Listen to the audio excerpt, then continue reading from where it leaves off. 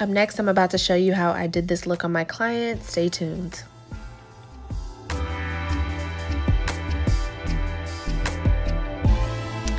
Alright, so let's get into it.